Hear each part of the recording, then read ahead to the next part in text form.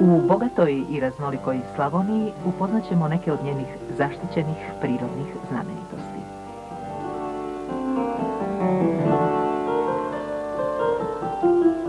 Gradić Lipik smješten je u širokoj dolini rijeke Pakre, na krajnjem zapadnom rubu isturenog prstena središnjeg dijela brdovite Slavonije. Od davnina je poznat po ljekovitim vrelima.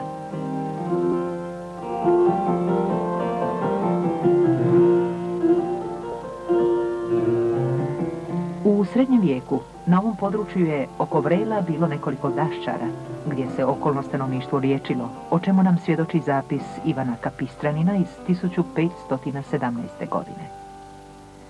Lipik je dosta često mijenjao vlasnike, koji nisu znali što da započnu s močvarnim terenom. Početkom osnivanja lječilišta smatra se godina 1773. i u to vrijeme je obavljena prva kvalitetna analiza vode. Izidor Janković gradi kasnije kupališnu zgradu s 3 kupelji.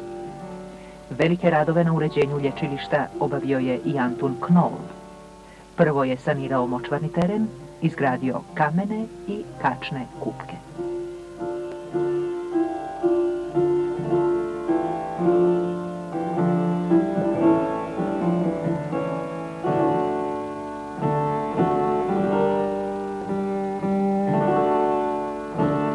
U to vrijeme počeo se uređivati i Perivoj. U početku se oblikuje spontano, bez nekog plana, uz pojedine kupališne objekte. Tek nakon 1890. godine za vlasništva Dojča i Švimera proširuje se lječilište i izgrađuje jedinstveni Perivoj na površini od gotovo 10,5 hektara. 1893. gradi se neorenesansni Kursalon, najveći i najreprezentativniji objekt u Lipiku. Zajedno s bogato oblikovanim parterom Perivoja postaje simbolom mjesta i lječilišta. Projekt za Kursalon izradio je arhitekt Gustav Rat iz Budimpešte.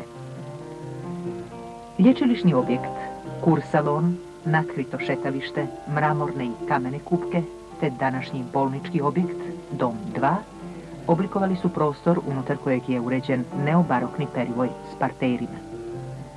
Ostali dio perivoja nosi obilježja romantičarskog stila. Drugi svjetski rat je prekinuo aktivnost i život u lječilištu. No, nakon rata lječilište se obnavlja, a 1966. godine postaje bolnica za neurološke bolesti i rehabilitaciju i dobiva ime po pokretaču obnove Božidaru Maslariću.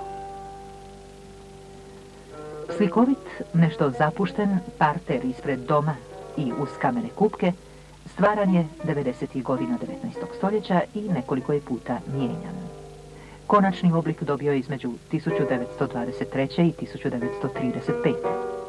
Već u prvoj fazi nastali su pergola s glicinijom, koja ukrašava dugačku fasadu kamenih kupki, i kameni zid s nišama i ukrasnim vazama.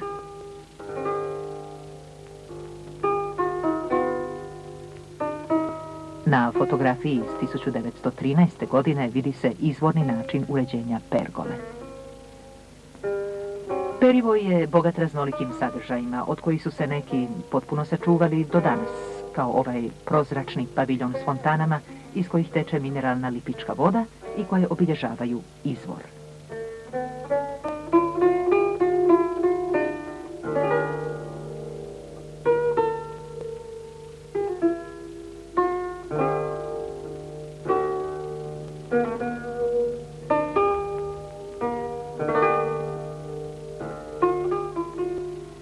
Prostor oko izvora 1938. godine bio je uređen kao parter sa cvjetnom dekoracijom i šišanim kuglastim i čunjastim formama crnogorice. U neposrednoj blizini izvora ističu se 2 lijepo oblikovana, ali oštećena meteorološka stupa.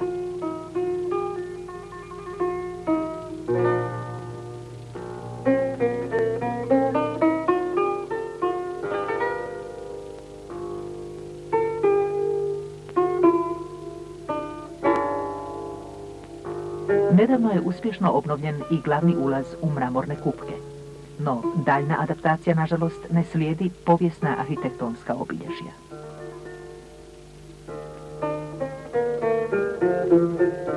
Vrtno oblikovanje predprostora između ulaza u mramorne kupke i kur hotela i kamenih kupki također se često mijenjalo.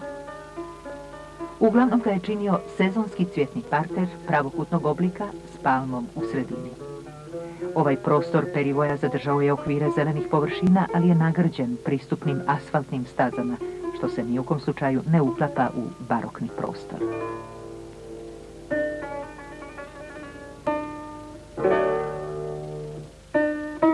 Na fotografiji iz 1935. godine jasno se uočava način uređenja partera ispred doma 1 s bijelim drvenim klupama i stazama posutim sipinom. U perivoju nailazimo na raskošne stoljetne hrastove, meke šetne staze utonule u prvo jesensko lišće, koje vode do različitih upečatljivih stabala, pa tako i do crvenolisne bukve, čije tanke bijelosive grane uranjaju u tamno vazda zeleno grmlje šimšira.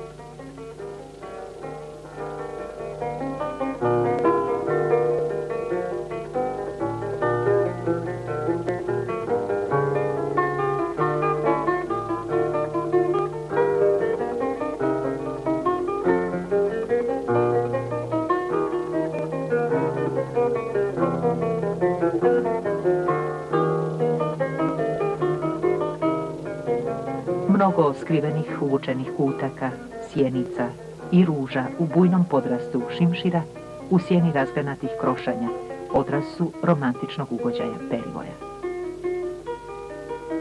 Takvim detaljima, različito izvedenim odmorištima, okruženim gusto nekad šišanom živicom od graba, klena, duda, s kamenim ogradama, ukrasnim vazama i drvenom klupom, bio je bogat ovaj perivoj.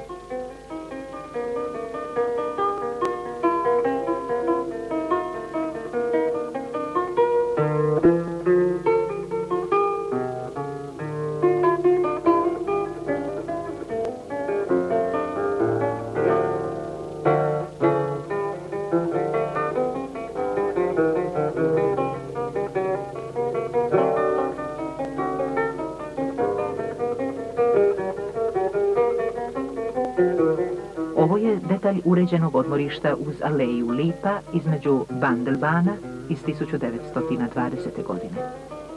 Taj isti detalj danas klupama utonulim ispod aleje. Sportsko igralište na nekadašnjem tenis igralištu u istočnom dijelu perivoja obogaćuje sadržaj u parku, ali bi ga trebalo urediti i skinuti žice i osvjetljenja s drveća. Na nekoliko mjesta u perivoju mogu se vidjeti ostaci nekadašnjih vrtnih objekata i sadržaja. Tako se lako mogu uočiti hrpe kamenja sa zelenom patinom nekadašnjih romantičarskih cvjetnih dekoracija, betonski okviri u travi, u vrtu ispred mramornih kupki, žartinjere, ostaci kružne balustrade uz glavnu aleju između Bandelbana i sl. U perivoju se uz zelenilo parternih vrtova, ukrasnih grmova, živica i gustog sklopa visokog zelenila ističu aleje i drvoredi. Aleje prate staze i povezuju ih s određenim sadržajima. Perivoj sačinjavaju aleja hrasta, aleja lipa, platana, smreka i aleja katalpi.